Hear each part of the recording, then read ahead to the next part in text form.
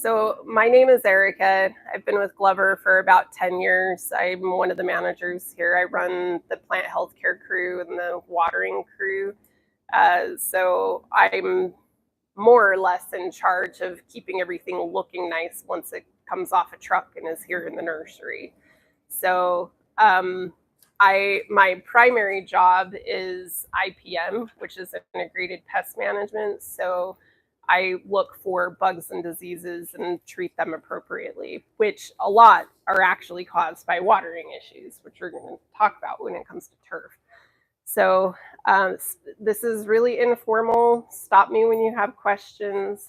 You were provided with a handout, which unfortunately got stapled in kind of a weird pattern.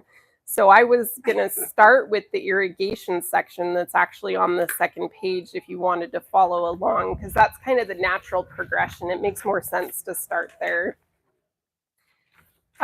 So what we're going to do is just talk about some general good turf care guidelines, things that apply to more or less all different species of turf grass, good practices for Utah's climate, Utah's alkaline soils, our general lack of precipitation, and ways that you can help keep your lawn looking good. And then we can go into more specifics, just kind of as you have questions or at the end, we can, delve into something a little bit deeper if there's something you want to know more about. So starting with irrigation. How many of you have already seen your neighbors turning on their sprinklers? I can't believe it. It's still March, if I'm not mistaken. Why are they turning on their sprinklers already? It's too early. A lot of times, a typical lawn in Utah could go at least until the third week of April, if not all the way into May. Ideally, of course, weather is a little different every year, but ideally we get some spring rain, and you shouldn't need to turn on your sprinklers until after the spring rain is not as predictable anymore. If we're not going to be receiving it, that's when you turn on your sprinklers. So the guideline is to wait until the temperature is warm and dry to begin watering. And what I would consider warm is somewhere between 70 and 80 degree daytime temperatures at least 5 or 6 days out of a week for 2 or 3 weeks in a row, if not warmer. Nighttime temperatures are one thing. Of course, we're going to drop down a little bit at night. As long as we're still freezing at night, you definitely shouldn't have your sprinklers on yet. Not only can that cause problems with the pipes themselves freezing, but the turf isn't waking up if the ground is still that cold. So again, warm is sort of subjective, but dry is not really subjective.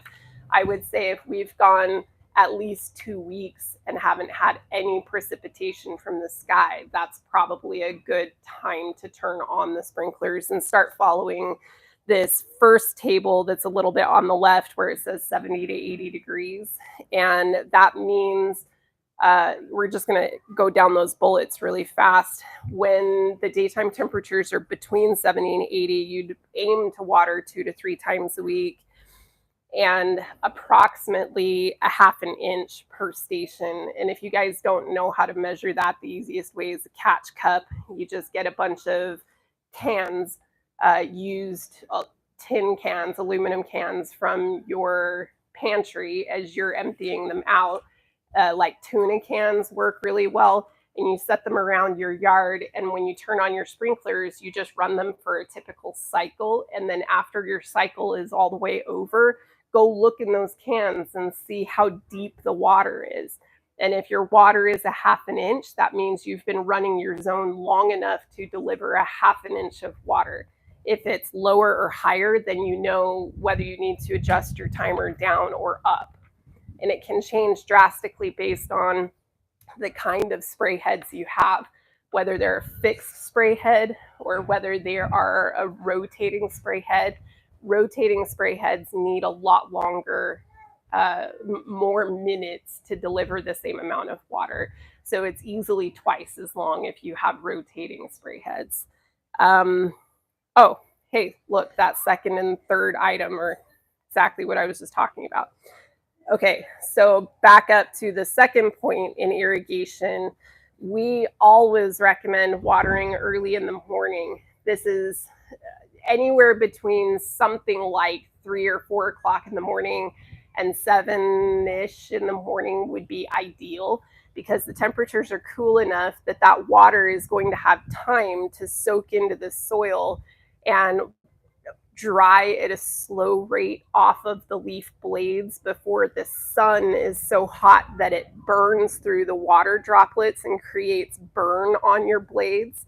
But also you don't want to forfeit any of that water due to immediate evaporation. So watering early in the morning gives it that time to soak into the root zone, rather than losing any of that water. And then the last item up there, use shorter repeated watering cycles to prevent runoff. It's not just the runoff that you're preventing. It's that the very first time you run your cycle and soak, when you run your cycle, sometimes it takes a minute for that soil to rehydrate and allow more water into it. So you're going to get a deeper penetration where that water is being delivered if you have a cycle and soak. And if your like clock, if your timer doesn't have an automatic cycle and soak option, then what that means is running 2 or 3 programs that are 5 minutes apiece, but you have it repeat from 3 o'clock to 4 o'clock, and then from 4 o'clock to 5 o'clock or something. So it runs multiple start times, and each time is a shorter period, meaning like 5 minutes on each station the first time through, and 5 minutes on each station the second time through, etc. So let me know if you have questions on that. We're probably, hopefully, crossing my fingers, not going to see 90-degree temperatures until at least the 3rd or 4th week of May. But once we get to those temperatures, that's when you would increase the frequency of watering. You can also increase the amount of water that is delivered per watering cycle. You can increase it from about 1/2 inch to 3/4 inch, anywhere between that. But if your lawn is doing fine with just 1/2 inch, don't increase it. All you're doing is making your lawn, if you give it 3/4 inch and it's happy with 3/4 inch, the next time you drop it down to 1/2 inch, it's going to complain. But if you can keep it looking happy on 1/2 inch, then there's no reason to use or waste that extra water putting it back up to 3/4 inch. And then that there are just some guidelines there for how long to run each type of spray head.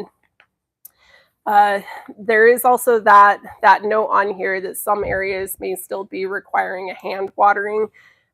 Sometimes the design of a sprinkling system when it was installed, or just the age and use of the sprinkling system, maybe one of your spray heads is a little bit clogged on one side and might not be delivering as much water to this one little spot on your lawn. There may be a reason for you to go out and add just a little bit of water right there on occasion with a hose. But again, if it looks fine, don't mess with it. Okay, we're going to start moving on to fertilization. This note at the top about fertilizing when plants can actually take up the nutrients, that's referring to the fact that in the winter, the lawns really aren't absorbing through their roots as easily as they do in the spring and the fall. Same thing in the summer. If they are just barely hanging on and they are focusing really like plants, they focus more on survival during these stress conditions where it's heat and drought. that's not really the best time to put a fertilizer on the turf. You can cause additional problems if you're trying to fertilize when it's already stressed out. Now, the stress can be a little bit different, whether it's a cool season or a warm season grass, but we're going to go into that in a few minutes. This fertilization, this set of guidelines here is for the typical Utah lawn, which are usually species of bluegrass, sometimes fescues, sometimes ryegrass. And those mixes are pretty common around here. So I would bet money all of you have a lawn that's made out of those kinds of grasses, which are all cool season grasses. So depending on how much you use your lawn will kind of dictate whether it's a light use, moderate use, or heavy use. Light use is what most residential lawns have. If the only time you're walking on your lawn is to mow it, that is light use. If you do have kids or grandkids that are playing on the lawn, you might fall into that moderate category. And I would highly doubt any of you have a heavy use lawn, but there is a guideline here of 4 to 6 pounds of nitrogen if you had a heavy use turf. Now, the math of it can get quite complicated, and every bag of fertilizer is a little bit different. So it's hard for me to tell you how many pounds of fertilizer you should be applying, because the amount of nitrogen in that fertilizer changes from this bag to that bag.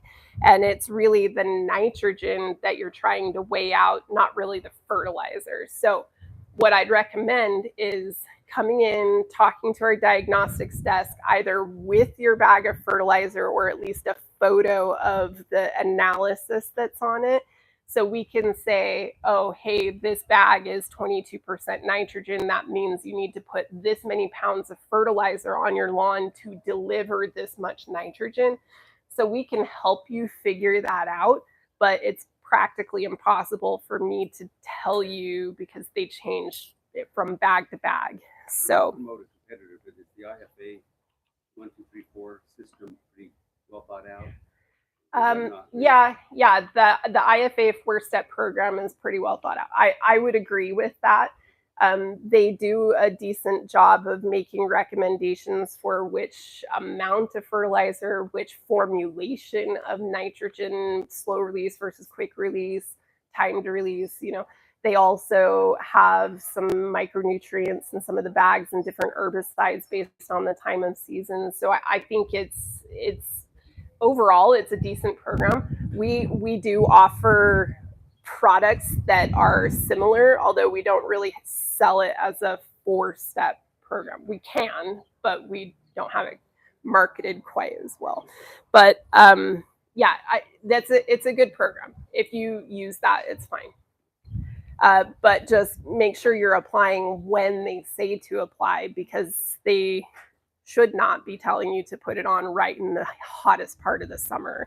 I'm sure they tell you to do one very early spring, late spring, or very early summer, and then they tell you not to do it again until at least August or September, right? Yes, so that goes along with what I was saying with the temperature. It can burn if the grass is already stressed out. So, all right. Flipping over to the first page. Yeah. I'm looking down here and it's talking about aeration. Uh-huh. How often do you suggest that be done? Every year? We're actually going to go into a whole section on aeration. Yeah, we're going to talk about it. So the next little section, if you flip back over to the first page, it starts with mowing at the top. We're going to start there now. So mowing is one of the most basic forms of maintenance on a turf grass. It can really encourage deeper roots, and it can encourage or it can limit weed growth. If you're mowing over weeds before they have a chance to go to flower, that is one way of reducing the spread of the weeds or letting them get too large or out of control. So it kind of limits the size of the weeds, and then they respond a little bit better to an herbicide that might be put down in one of the bags of fertilizer or spraying. So that first item, it's one way to control weeds. When I don't know if you guys, I assume everybody here has had some experience or watched somebody prune roses, and you can see that when you make a cut, you might get 2 branches, and you make cuts, and then you get 4 branches, et cetera, et cetera. So there's a really common thickening that happens with constant pruning of shrubs. Well, it's actually quite similar in turf grass. The more often you mow a turf grass, the thicker and denser that mat becomes. It encourages a thick mat of turf. And by mowing frequently, you are pushing those roots to be a little bit deeper. So there's a general rule of thumb that the depth of the roots is at least as deep as the blade is tall. So if you have a 3-inch blade, theoretically you have 3-inch roots. If you have a 1/2-inch blade, you theoretically have a 1/2 inch of roots. If you keep your grass very, very short, like shaved, you aren't going to have a nice deep root system when you need it most in the hot part of the summer. So especially when we're over like 80, 90 degrees, definitely plan to keep your mower blade a little bit higher, because the deeper roots are going to help with the absorption of that irrigation water. It's actually, side note, very similar with trees. If your tree is 20 feet tall, you can have theoretically 20 feet of roots this way and 20 feet of roots this way. So it can be a big root system. Okay. I've lived in the valley, and we have clay. Nothing goes through clay. Yeah, and we're going to talk about that with the aeration and how clay and compaction kind of factor in. Now, just like with pruning fruit trees, there's a general guideline that you're not supposed to take more than 1/3 of the canopy at any given point, because it can stress out the trees. It's the same with turf grass. If you have right now a 3-inch blade and you need to, in the fall time, try and bring it a little bit farther down to prepare for winter, you shouldn't really ever take more than 1 inch of those 3 inches off at any given time. It's okay to go from 3 to 2, and then in a week go from 2 to 1.5 or 1, but you can't go straight from 3 to 1, or you're really going to stress out the lawn. You got to kind of time it out if you're going to cut a lot of length out of it. So 30% is the general rule of thumb when mowing. And that'll be even just with your maintenance mows, just week to week. You just don't want to take a whole lot out at any given time. Did you have a question? Yeah. So what is your typical height that you like to keep grass at? It depends on the season and how deep the roots need to be. In the spring and the fall, the grass can be a little bit shorter. So the rule of thumb is somewhere like 1 to 2 inches in the spring and the fall of blade length, and then closer to 3 inches for the summer. And one other question. So if you go down 1/3, can you go back over it a second time and lower it another 1/3, or are you saying wait a week? You've got to wait between mows. If you're really taking it far down for a good reason, like if you're preparing for winter. And what I mean by that is, if in October you still had grass and it were 3 inches long, we're going to play with proportions here, and that grass blade lays over on its side, and you have a whole lot of material of blades that are laying all over the top of your lawn, it's just a breeding ground for insect and disease problems. And so in the fall, when you're getting ready for winter, it's normal, it's recommended for you to slowly lower that so that as you go into the winter, you're not left with 3 inches, you're left with something that kind of stays in place for the winter and doesn't fold over and create a hiding place. So that this process of taking it down is usually done in, we'll call it September to October. And then it's done incrementally. So each week you would only take it down a little bit farther. Okay, so for the next section for additional care, aeration, I imagine everybody understands or they've seen what aeration is, but maybe you don't quite understand what it's for. The purpose of it is to decrease compaction in terrible soils like clay in 2 ways. One is it just takes some of the clay out and spreads it around, and it creates air pockets. But another thing that you can do is when you are aerating, you can spread a little teeny bit of a mulch, a compost that's very fine textured, not a bark, but something that's really almost soil-like. And if you rake that over a freshly aerated lawn, either cleaning up your plugs or not, you can just leave them in place.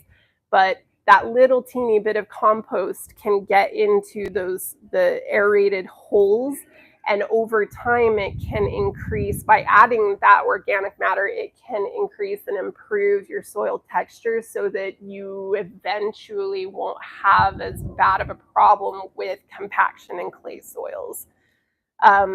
It is also recommended, and this goes back to where you were talking about aeration on the previous page with the fertilizer.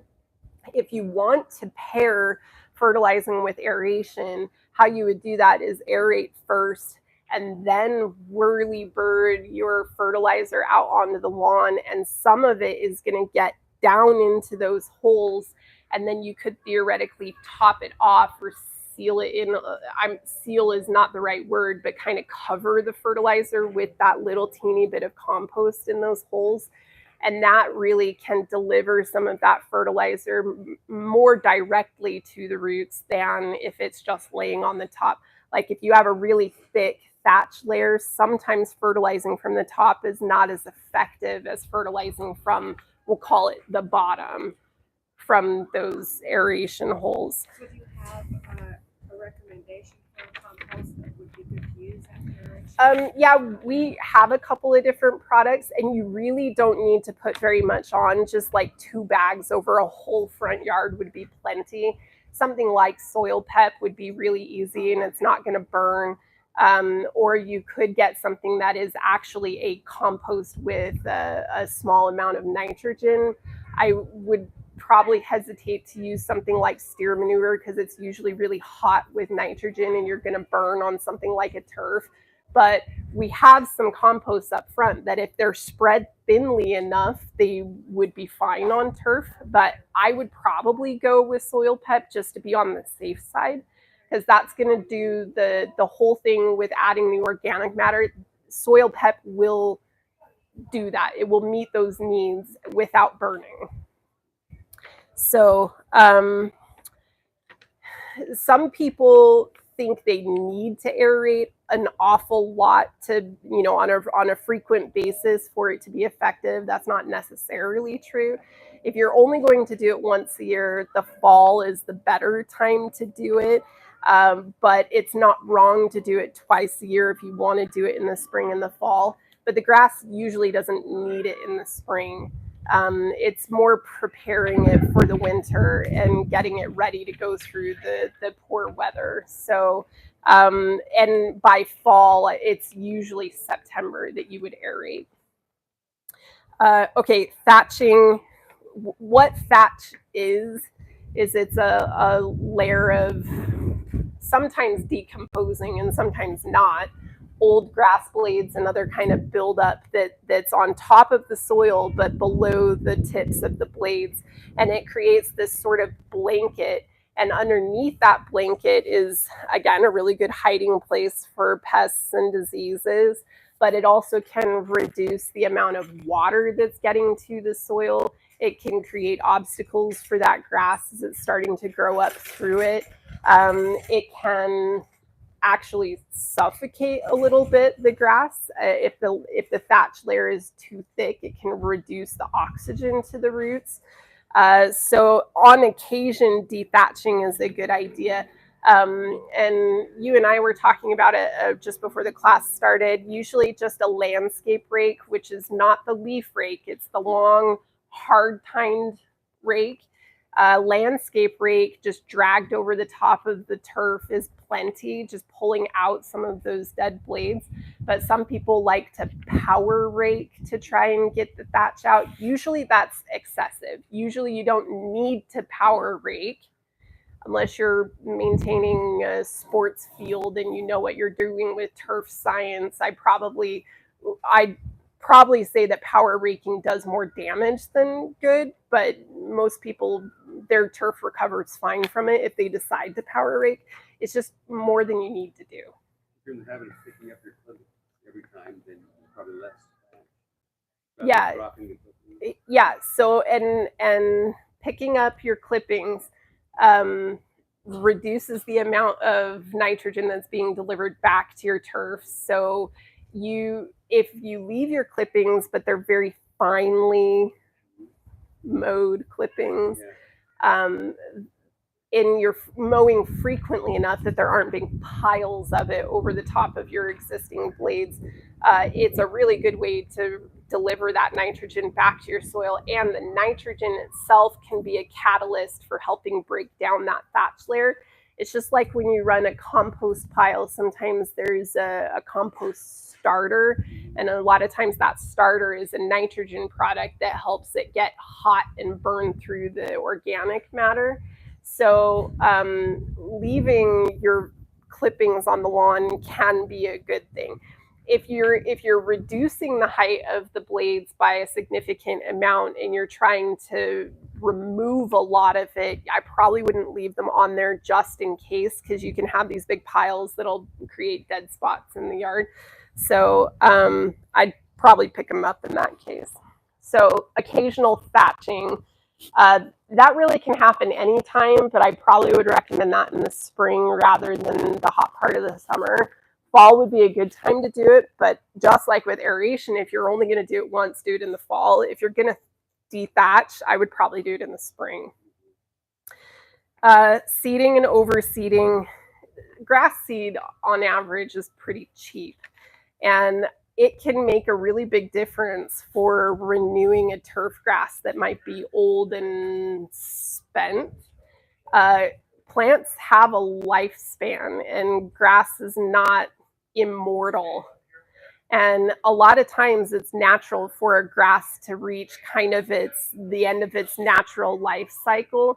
And so if you reseed or overseed on a somewhat regular basis, every year, every other year kind of thing, and buy just a pound of grass seed and throw it over an area, you're going to have this constant renewal, and you're going to have a really nice, even, uniform look to the lawn. Whereas if you never reseed, it's going to become patchy and lumpy a lot faster, because you're going to have some of the older parts of the turf dying out over time. Time is subjective in this case. I can't tell you if your turf grass is only going to last 10 years or if it's going to last 30 years, but there's going to be some point when that turf starts not looking good on its own anymore. So it's recommended that you reseed or overseed. Overseeding is super easy. I would recommend people, even right after they get a new turf, like sod, they get sod laying in the summer, it gets established. Already starting the next summer, I would say begin with some light overseeding to begin that process of renewal. Now, the guidelines here are for cool season grasses and warm season grasses, and when to do the overseeding. you have to take into account temperatures and precipitation for the best germination rates for the turf grass. And if, just like with the aeration, if you're only going to overseed once a year, you're going to get the best germination rates if you throw the seed out in the earlier part of the fall and you have it germinate into the end of September or early October. So like putting the seed out either end of August or beginning of September when we are anticipating that the temperatures are going to be just a little bit on the cooler side. And when we finally start to get our fall monsoon, if we ever get monsoon anymore, that would be an ideal time for the best germination rates. And I just mean something like 90% of germination instead of 100, or, you know, if you throw it out in the middle of July, you might get 10% germination. Also, a lot of the birds are gone by September, so you might not be fighting the birds for your grass seed if you do it in the later part of the season. Now, overseeding the bare patches, one second, I'll come back to you. You really can do that anytime, but just with the hot summer, you're not going to have a ton of success doing it in the summer. So I would do it during one of the other 3 seasons if you've got a specific patch you need to work on. If you do overseed your grass, do you need to stay off of it like you do a new lawn? Yeah. I mean, staying off of it right after you've spread some new seed is going to benefit those brand new seed germination, you know, the tiny little plants. But the flip side is you already should have some kind of grass structure there that is helping protect them. So it's not quite as detrimental when you're overseeding on an existing lawn. It's not quite as detrimental for you to be walking on it as if you were overseeding on a bare patch and then walking across it. So if you were trying to establish fresh lawn from bare dirt and you had seed all over it, it would be much worse for you to walk across it than it would be on a regular, you know, home lawn. But I wouldn't really recommend it. If you don't have to, I would still stay off of it for a couple of weeks until you think you've gotten most of the germination out of it. Okay, so we're going to talk about weeds, pests, and diseases.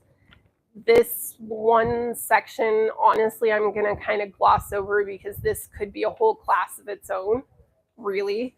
I will start by saying that, believe it or not, about 80% of all of the turf grass problems we have here in Utah can be solved by proper watering and proper fertilization. About 80% of the problems we have are not pests. They are not diseases. They are usually abiotic. They're usually something having to do with a sprinkler system not getting to a specific spot. There's something having to do with reflected heat from a driveway burning some of the lawn. There's something about a tree shading this portion of the yard, or some roots that are growing up over here. Or there are almost all of these problems can be solved with just a couple of changes to your maintenance habits. So if you are having problems with your lawn, I do recommend coming in and seeing us and talking about it, because there's a good chance that whatever is wrong is not a bug or disease. But going into bugs and diseases, we do have them. It is possible that you have issues with them. Weeds are kind of their own thing, you know, pre and post emergence. Pre-emergence helps stop the weed seeds from germinating and ever really becoming decent sized weeds. And then the post-emergence are those herbicides that kill existing weeds. But with the post-emergence, it's better to spray those or spread them if they're granular when the weeds are on the small side rather than really big established weeds. The quantity of the chemical it's in a better proportion when those weeds are small rather than when those weeds get to be really big. It's like, I don't know, alcohol in a 300-pound man versus a 100-pound man.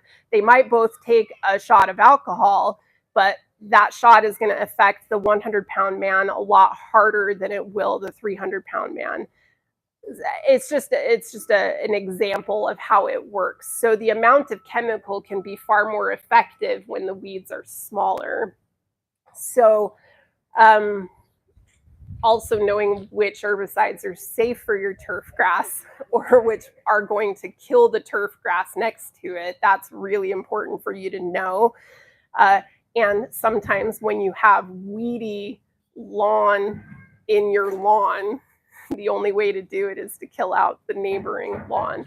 Like if you have, you know, Johnson grass or crabgrass or some of these other weedy types of turf, sometimes the only option is to use something that's going to kill the turf, and you're just spot treating and then reseeding over that spot. Okay, common pests. I bet a lot of you have heard about armyworms, black turfgrass. Atenius is a beetle, cutworms, May and June beetles, sod webworms, grubs. A lot of these are treated with the same insecticides, and they are usually available in either granular or a spray. And then a lot of times you would water them in right after you apply them because you want that chemical to get down into the soil or at least underneath the thatch layer where a lot of these insects are living. And just like with the fertilizer, it really just depends on the bag, the product that you're using, but we can help you with that. So if you think you might have a problem with a pest, we'll help you pick a bag and then help you figure out how to use it. And then almost all of the diseases, if you end up actually having a disease, almost all of them are going to be fungal. Very few of them are bacterial. And so a fungicide is typically what is prescribed at that point. And there are different types of fungicides, systemics, and then contact. Usually in turfgrass, they recommend systemics because it's really hard to control pests or, fungal spores when you have these grass blades that are up like this and you're spraying, trying to get a fungicide down toward the base. A lot of times you physically can't get it down there. So the systemic can help protect from within the plant and either prevent fungal infections or help cure them if you have any. Some of the really common ones, the fungal infections, you can have gray mold or pink snow mold. You can have fairy ring, which is not the same as necrotic ring spot. And a lot of people think they have necrotic ring spot, but they don't. So sometimes it's actually called brown spot. There's a different kind of fungal infection that's called brown spot. So take pictures of whatever the damage is in your lawn, and then based on what it looks like, if there are any sorts of tracks through it, if it's irregular, a lot of times that can just, the pattern of the damage can help us figure out what is causing that damage. Okay, now we're going to switch pages to that last one that's called functional versus non-functional lawn. I'm a really interesting person to come up here and talk about turf grass because I myself have zero turf grass. I tore it all out. I have none.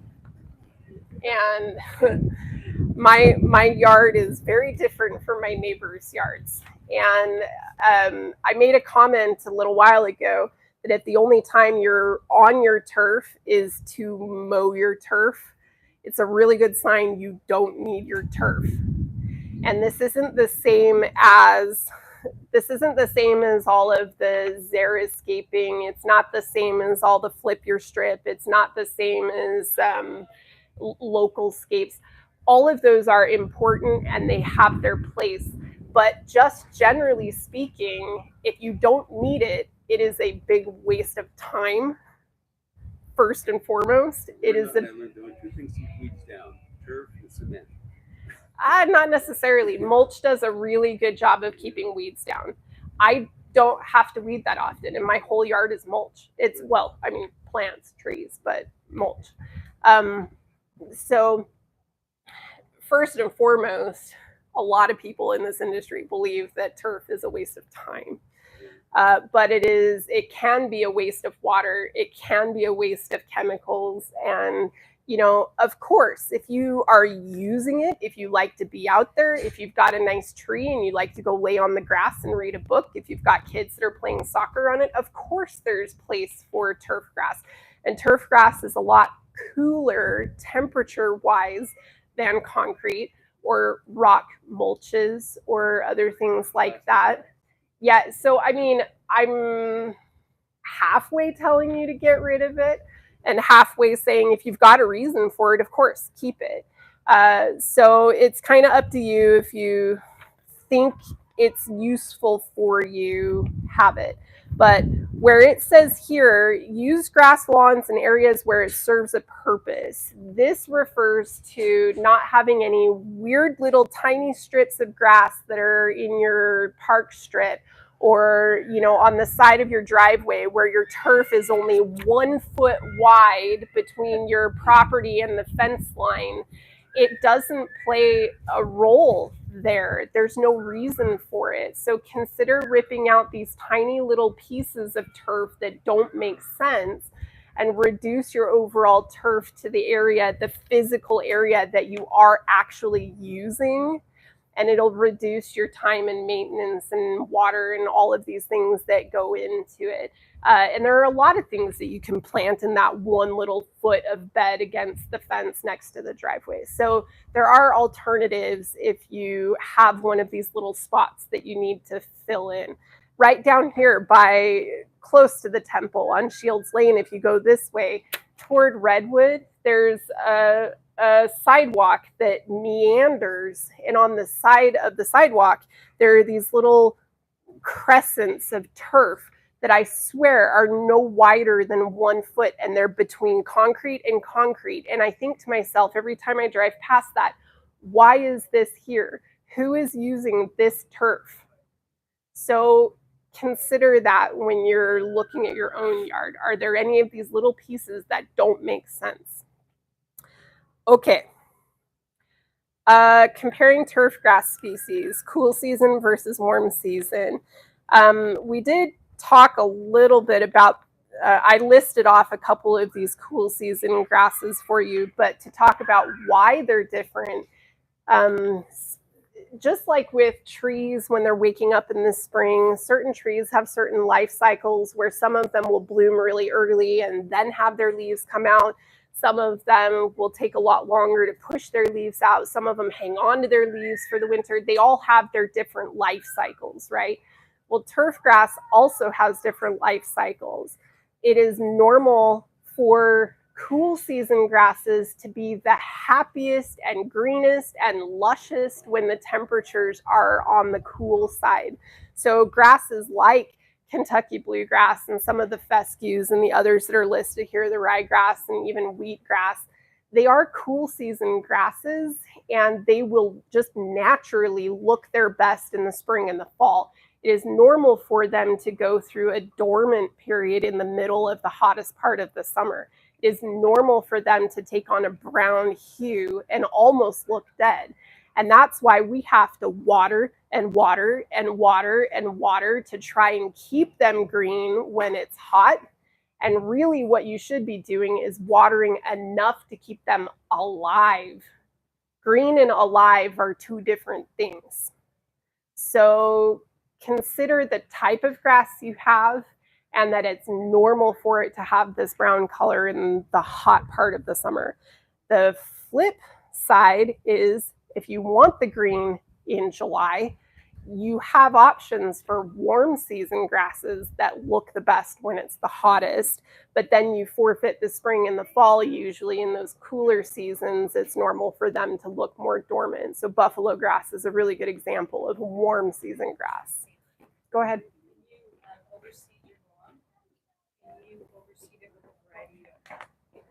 You can, yes, you can overseed with warm and cool, although sometimes their rooting structures, like some grasses are stolons, they kind of run like this, and some are clumping grasses, and sometimes where they just get fatter from a single clump. And so depending on the rooting type of the grass that you're putting down, it might actually compete a little bit with the other grasses that are still there. So it's not super successful to have both types of turf in a single lawn.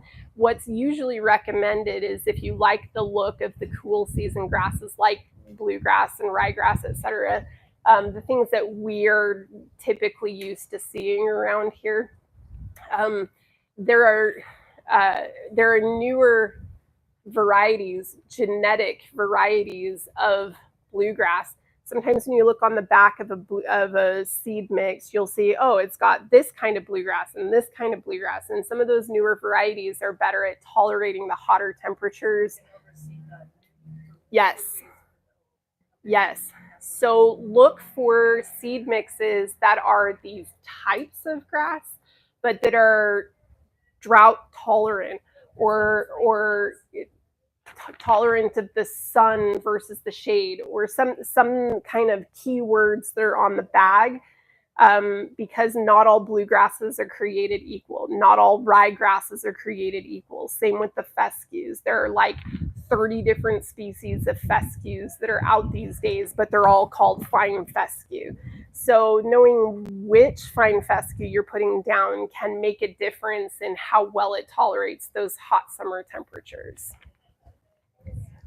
And then there is also a newer variety of Bermuda grass that will work fairly well in the northern Utah conditions. Bermuda grass is really common in southern Utah as a turf grass, but not terribly common up here in the northern half of the state.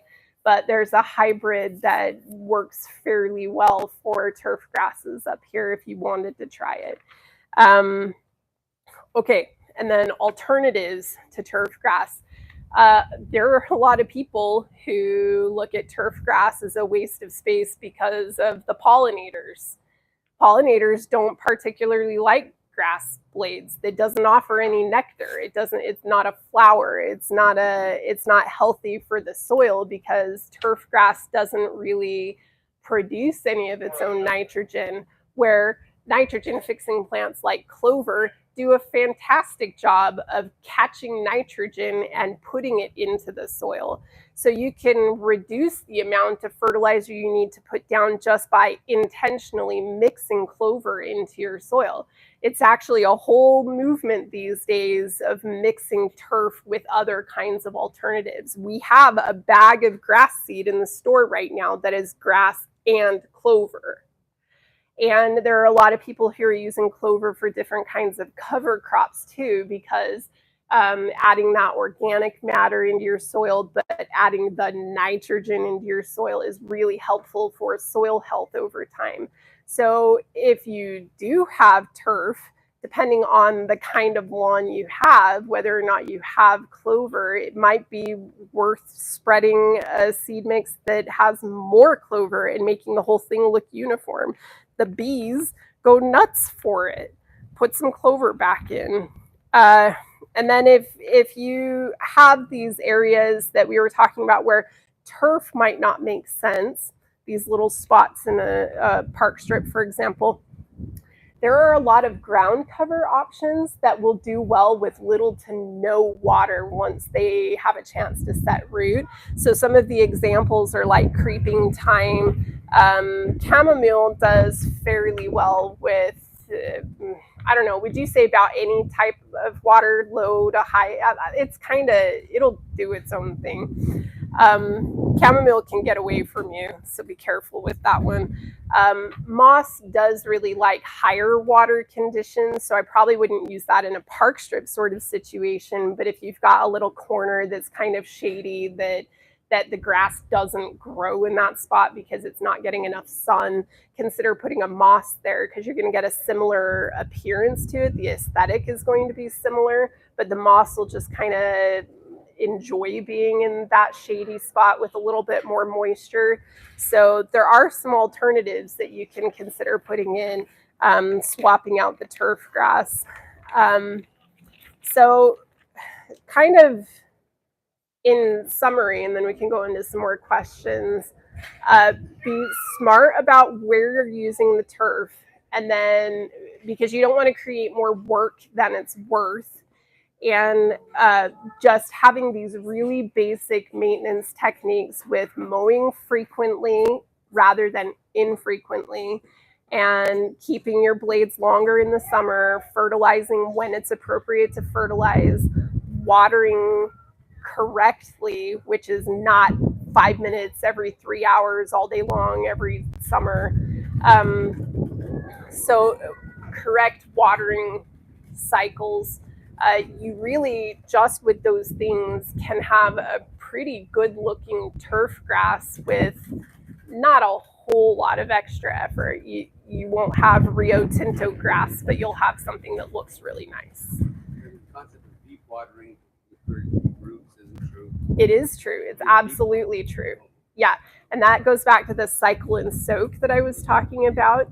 If you deliver a ton of water all at one moment and it runs to the side rather than going into the soil, you're not reaping the benefits of that. So yes, deep water, deep roots. And the Conservation Garden Park just up the road from us, they've got some guidelines which are very similar to these about which spray heads you have, how often you should be watering based on temperatures and your soil type. So if you go to the Conservation Garden Park's website, or we might even have some handouts in here, I can't remember what's in the store, but they have the guidelines, which will be really similar, if not exactly the same as what's in this handout, for frequency and quantity, etc. What does word sterile mean in terms of the Bermuda? Does it mean it won't spread? Or? Yeah, it doesn't get away from you like some Bermuda grasses can. The older non-hybrid types of Bermuda grass can just be out of control.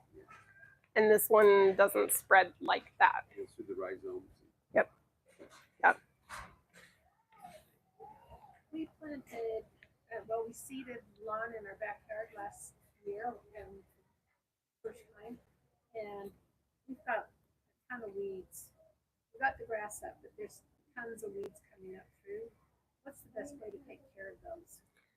Herbicide and continue overseeding.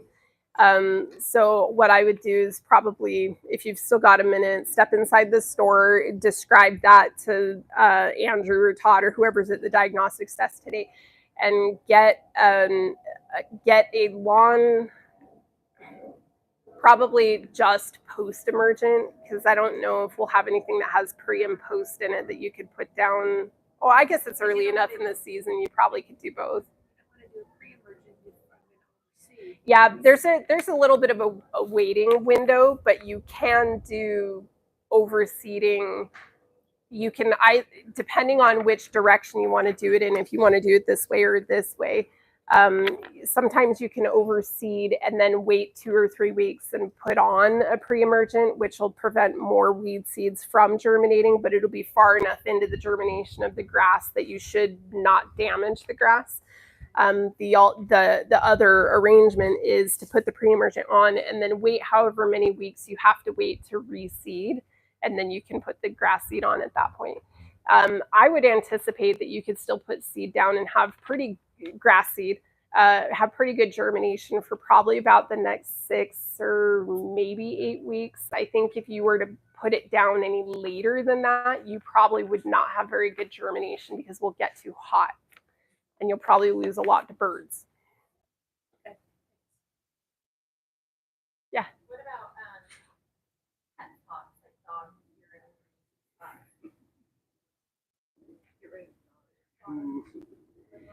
Too many dogs. I'm being waved at the product. Revive. This is one option, but basically this helps. This one is for dog spot treatment, and what it kind of does is dilute and help work the the excess salts that are in the urine. It helps kind of wash them down and through the soil and help address those issues. So this is something that you would kind of just spray over the whole area. You can do just spots at a time, but if your dog is going, yeah, so in that case, I probably would just spray the whole thing. But usually dogs will have just one sort of area that they frequent, and you would just go over that area. You might not need to do the whole rest of it. If you had a big yard and they weren't going over here, I probably wouldn't do the whole thing. But this would be something that you could use. And they do make some Revive products that are granular. I don't know if they have specifically the dog spot treatment in granular, but there are a couple of different Revives in the store. Revive can work in a few different ways, and one of the ways is for dog spots. So some of the other ones just kind of generally help your lawn with water percolation and other things. So you would benefit from putting Revive on the whole thing, but a different Revive, if that makes sense. Specific. This one I'm holding is specific for dogs, but they're not all specific for dogs. Oh, hey, look, grass seed. I just came up here. I didn't even know what they pulled out for me. So there is, this one is a bluegrass mix. So like I was saying, this one has one that's called Ridgeline Kentucky Bluegrass, and it has one that's called Appalachian Kentucky Bluegrass, and it has one called Selway Kentucky Bluegrass. So this one is entirely bluegrass, whereas some of these other mixes, this dense shade one is likely going to have some fescue in it. Yep, it's got a couple of ryegrass, bluegrass. It's got some fescue. So you always want to look on the bags and just make sure that you know what you're getting.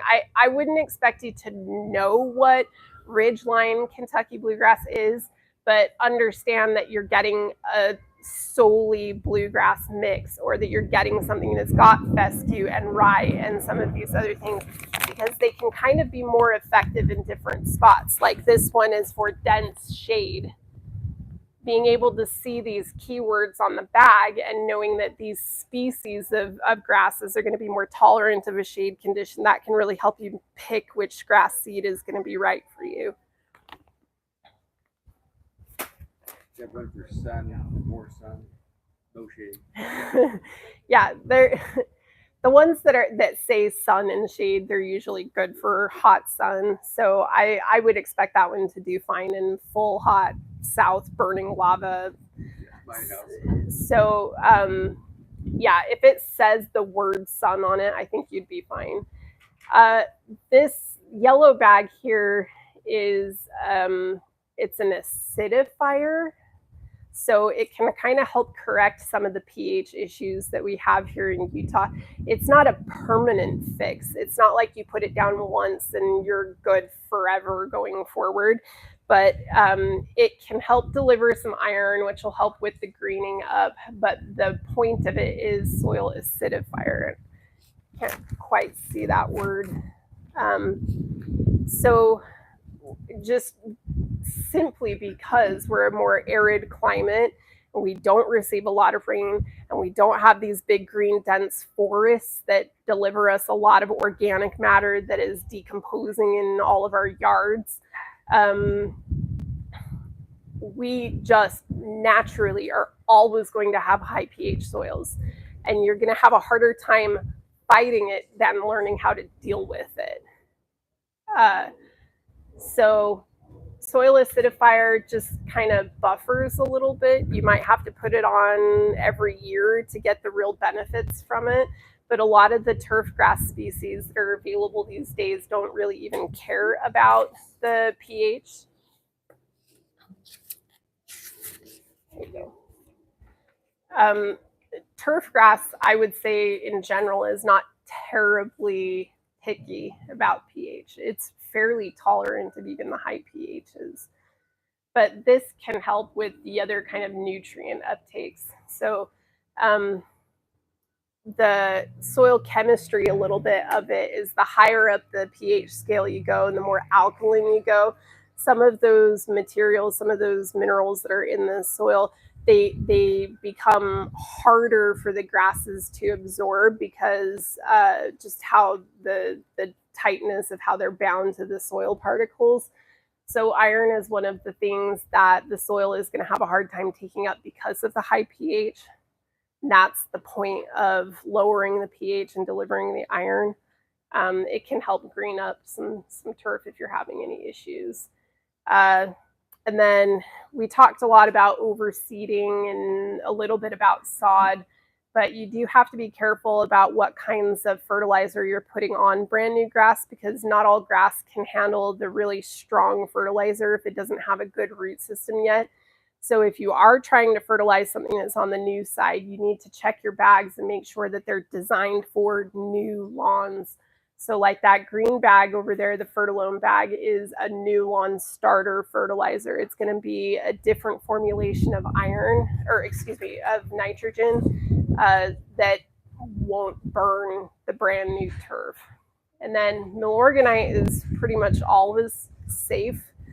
Milorganite is an organic option, fairly low nitrogen. It is considered time release, so it doesn't deliver a ton of nitrogen right away. And I think all Milorganite has some iron in it. I think every bag you get is going to have iron in it, so that can help with greening up as well. So, are there any other questions? Who's next class? I don't know, Emily, when is my next class? I know we have another class coming up. It's on Wednesday also, right? Yeah, so that one's just general spring garden care, different kinds of things you can do as your garden is waking up for the season. They're probably going to talk about fertilizer again, and different pruning and whatnot that would be good to do at this time of year. So Wednesdays are kind of the days that we have most of our classes. All right. Yeah, you're very welcome. I'm here all year. So if you do have any questions, come find me, or we have a really talented diagnostics desk in the main store. So feel free to stop by anytime and ask your questions. Thank you. All right. Have a good day. Thanks.